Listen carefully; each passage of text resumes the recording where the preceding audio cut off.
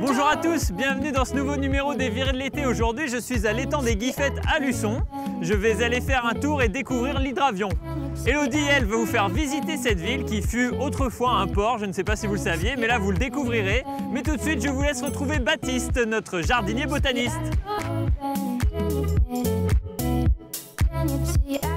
Salut à tous, aujourd'hui nous allons parler d'une plante peu courante de la famille des cucurbitacées, il s'agit des Lagenaria. Cette plante est donc une cousine de la citrouille et comme vos courgettes potimarron ou butternut, elle va faire sur la même plante deux types de fleurs, des fleurs mâles et des fleurs femelles. Les fleurs femelles, les voici, on les reconnaît très bien parce qu'elles ont un petit fruit qui est déjà formé. C'est en fait l'ovaire, là où va se passer la formation des graines.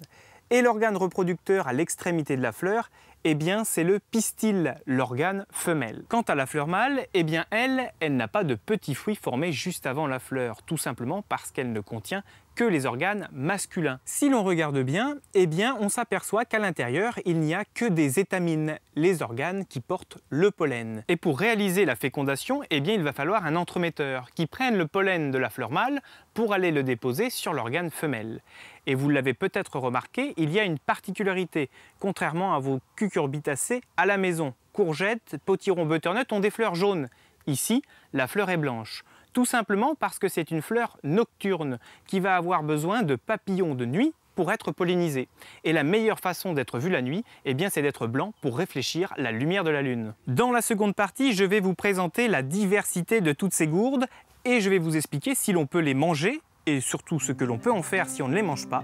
On se retrouve tout à l'heure. En attendant, je vous laisse avec Arnaud.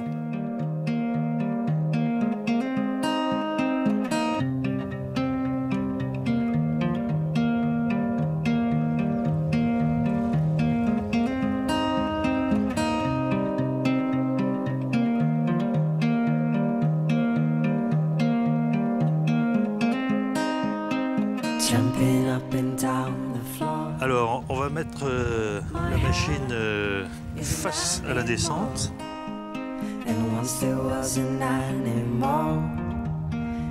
Personne derrière?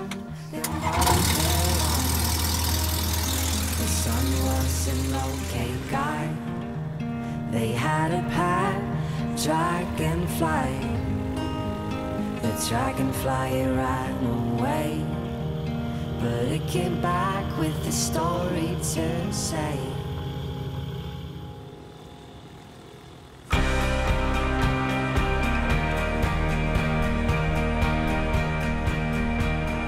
Une chose très importante, c'est la gestion du train d'atterrissage.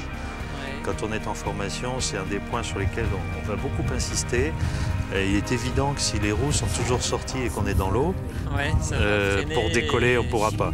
Ah oui. Même chose, quand on va revenir se poser sur l'eau, il ne faut pas avoir le réflexe qu'on a sur une piste classique quand on prépare l'avion avant l'atterrissage, de sortir le train d'atterrissage.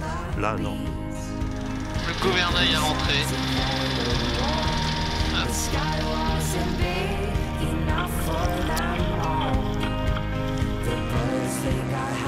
Ah ben, je suis prêt, c'est parti.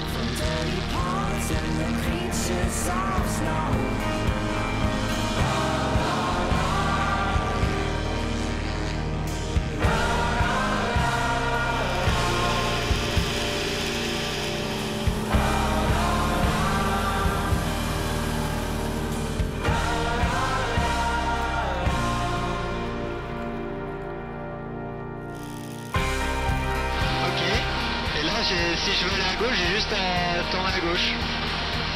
Oh là là. Oui, c'est assez sensible comme joystick. Ouais.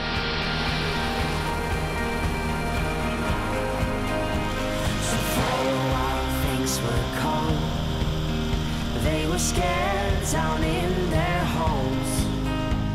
The forest that once was green was colored black by those killing machines. But she and her furry friends took down the queen bee and her men. And that's how the story goes. The story of the bees with those 4 dirty homes.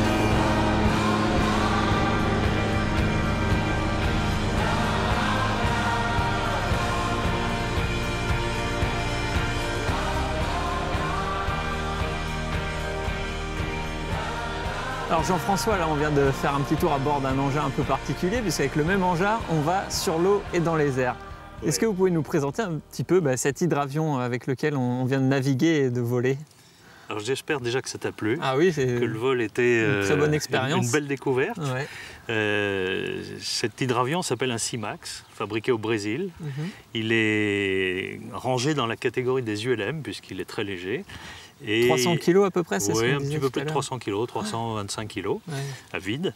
Et il a le gros avantage d'être amphibie, donc de nous permettre de sortir de l'eau comme ici, et également d'aller se poser sur une piste en utilisant n'importe quel aérodrome en sortant les roues. Voilà. Standard. Et donc là, on vient de faire un décollage à partir de l'eau. Comment ça se passe alors, les caractéristiques un petit peu de cet avion pour qu'il puisse sortir de l'eau et s'envoler? Alors, sur tout hydravion, qu'il ait des flotteurs ou une coque, comme celui-ci, on a toujours ce qu'on appelle un rodent sous la coque. Tu as vu que la coque est taillée comme un bateau au début, elle a une forme arrondie, et à un moment, on a une petite marche qui nous permet à l'eau de décoller. De ne pas avoir un effet de succion et de ventouse exactement pendant tout le décollage, puisque sinon on pourrait parcourir l'entièreté du lac qui fait 1,8 km à 40 nœuds sans jamais pouvoir quitter l'élément liquide. Et alors, c'est un avion qui est fait pour flotter aussi à la base. Est-ce qu'on peut vraiment naviguer, se promener sur un lac par exemple? Alors, avec l'avion? On l'a fait ensemble tout à l'heure, tu as vu que tu pouvais le diriger assez facilement avec les pieds. Grâce au petit gouvernail marin qui est dans la gouverne de direction. Ceci dit, on dit toujours qu'un hydravion, c'est un mauvais avion et un mauvais bateau. C'est pas très gentil. Ça reste un engin de navigation peu performant, notamment quand le vent est fort et vient de l'arrière où on a un peu de peine à se diriger. Mais il y a plein de techniques, notamment mises au point par les Canadiens, qui sont les plus grands pilotes d'hydravions au monde, les plus grosses flottes et les plus grands utilisateurs. On a des techniques pour s'en sortir, toujours. Tout ça, ça s'apprend, c'est un long apprentissage. Et je dirais que c'est ce qui fait le grand intérêt de l'hydraviation. Le charme un petit peu Le charme et l'intérêt, c'est que c'est pour un pilote qui ne connaît que les avions dits terrestres, qui se posent sur des pistes avec des roues et qui ne vont pas dans l'eau. C'est un petit peu comme le vol en montagne, où on aborde un milieu assez particulier et on redécouvre, on réapprend beaucoup de choses avec cette navigation qui n'est pas si facile que ça. C'est pas un hors-bord ou un jet ski, loin de là.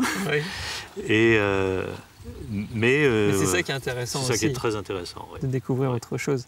Et finalement, moi j'ai pu piloter en l'air, j'ai pu faire quelques virages et ça se manipule assez simplement. Alors tu contrôlais aussi les gaz et à l'arrière le gouvernail mais aérien. La gouverne de direction. La gouverne de direction. Oui, tout à fait. La prise en main est assez facile. Peut-être que tu es très doué, je ne sais pas, mais la première leçon était assez concluante, oui.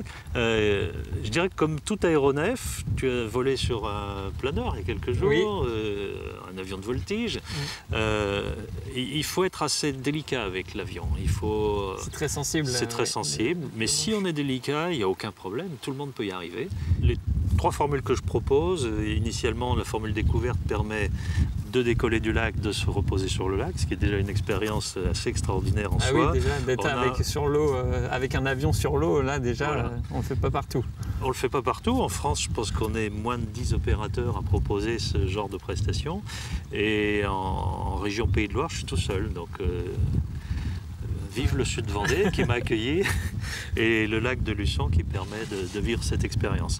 En vol découverte, on va avoir un petit aperçu du marais Poitevin, région luçonnaise. Au-delà, on va pouvoir faire un vol d'une 30aine de minutes qui va nous amener jusqu'au littoral. Et puis, la formule suivante durera 45 minutes et permet d'aller jusqu'aux îles. L'île de Ré, par exemple, tout à fait. Moi, si je propose cette activité, c'est d'abord pour partager la passion et pour montrer au grand public ce que c'est que l'hydravion. Merci beaucoup Jean-François pour cette découverte très particulière de cet engin qui vole et qui navigue aussi sur l'eau. Tout de suite, je vais vous laisser avec Élodie qui s'est rendue dans la ville de Luçon, justement. Elle va vous parler notamment de sa cathédrale.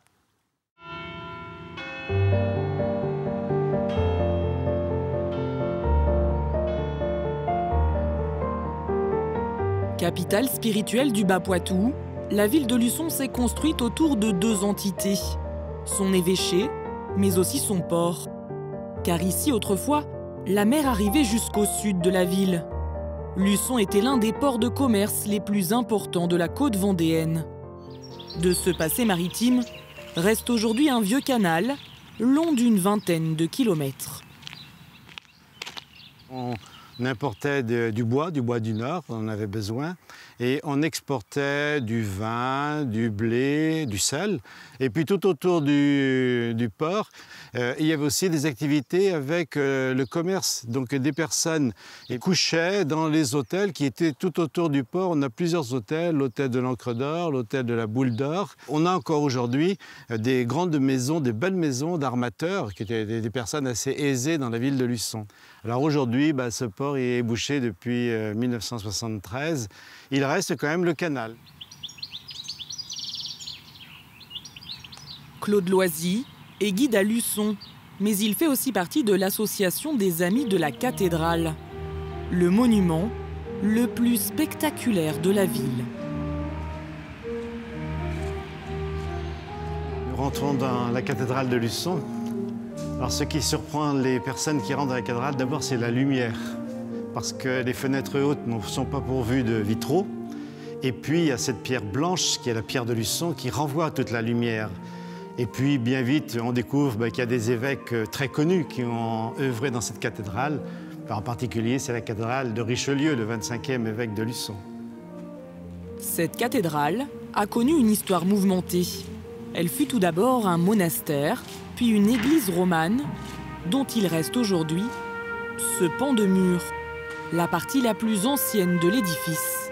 À la fin du XIe siècle, après un différend entre les moines de Luçon et les comtes du Poitou, un des comtes du Poitou, Guy Geoffroy Guillaume, qui avait détruit l'abbatiale de Luçon, est condamné à toute la reconstruire à ses frais. Donc il fait construire un édifice roman, dont il ne reste bizarrement que ce mur. Alors, ce qui est typique de l'art roman ici, ce sont ces arcs en plein cintre, en demi-cercle, qu'on voit au-dessus du vitrail. Alors, ce qui est intéressant aussi de l'époque romane, c'est de voir que la sculpture des deux lions épouse parfaitement la forme du pilier. Par la suite, les bases romanes seront transformées en une construction gothique. Mais la partie la plus spectaculaire est celle qui fait la liaison entre la cathédrale et l'évêché. Un cloître entièrement réédifié au XVIe siècle. C'est un lieu qui est chargé d'histoire. On imagine les moines qui passaient dans les travées. On imagine aussi au centre du cloître le jardin où il y avait aussi les sépultures des moines. Et puis, on a ces jolies fenêtres, comme sur le château de la Loire, avec pour 4 fenêtres une colonne au milieu. On appelle ça des meneaux. Mais quand Richelieu est arrivé, il n'y avait plus ni fenêtre, ni toiture. Alors, il était quand même un peu désolé de voir un évêché dans un tel état. Il mettra beaucoup d'argent pour le restaurer. Non loin de la cathédrale, au cœur de Luçon, un autre lieu fait aussi la fierté des habitants. Le jardin du Maine. Un espace verdoyant de 4 hectares.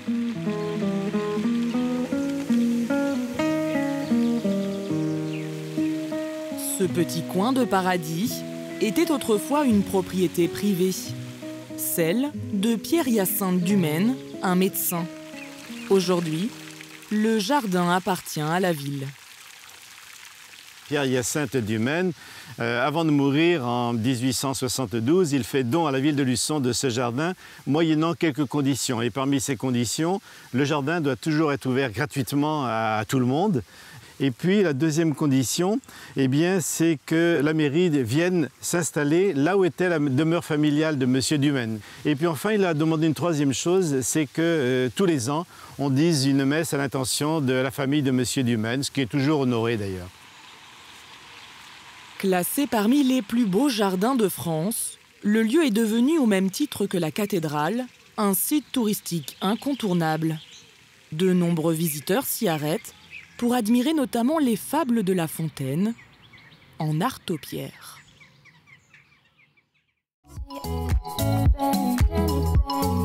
Ah quand même, j'aurais bien envie de refaire un petit tour. Je vais voir avec Jean-François si je peux pas redécoller. En attendant, je vous laisse retrouver Baptiste pour la suite.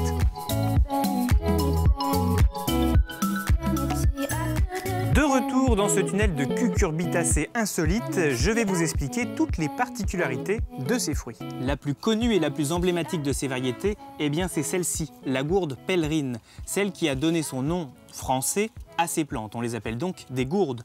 Tout simplement parce que les pèlerins de Saint-Jacques-de-Compostelle au Moyen-Âge se servaient de ce fruit, qui, une fois séché, est dur comme du bois, et de plus creux. Ils faisaient un trou à l'extrémité avec un léger évent pour éviter de glouglouter et s'en servaient donc comme gourde pour mettre de l'eau ou du vin pour faire leur fameux pèlerinage jusqu'en Espagne. Il existe donc deux types de gourdes, des comestibles et des non comestibles, comme celle que nous venons de voir qui sert à faire des gourdes. Mais vous avez d'autres variétés, comme la fameuse plate de Corse, plus utilisée à l'époque napoléonienne, elle aussi pour faire des gourdes. C'est la fameuse gourde entre autres d'Astérix dans Astérix et Obélix. On peut aussi s'en servir pour faire des ustensiles de cuisine, des saladiers par exemple, car les gourdes peuvent être de taille gigantesque.